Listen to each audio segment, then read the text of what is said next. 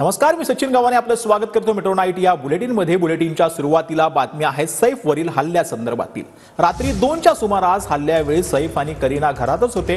यावेळी सैफवर हेक्सा ब्लेडनं हल्ला झाल्याचं केअरटेकर लीमानं आपल्या जबाबात म्हटलेलं आहे। हल्लेखोर 1 कोटींची मागणी करत असल्याचंही तिनं आपल्या जबाबात म्हटलंय। दरम्यान शस्त्रक्रिया करून सैफच्या शरीरातून 3 इंचाचा हेक्सा ब्लेडचा तुकडा जो आहे तो काढण्यात आला।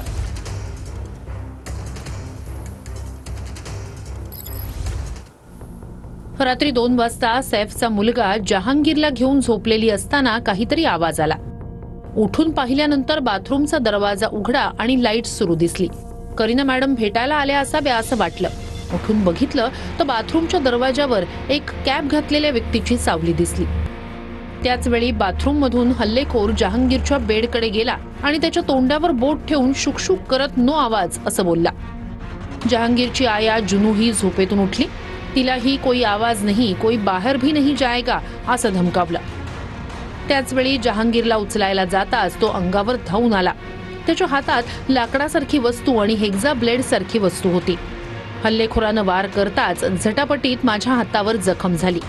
आपको क्या चाहिए असं विचारताच तो हल्लेखोर इंग्रजीतून 1 करोड म्हणाला। त्याच वेळी आया जुनू रूमच्या बाहेर ओरडत गेली आणि आवाज ऐकून सैफ सर आणि करीना मॅडम धावत आल्या।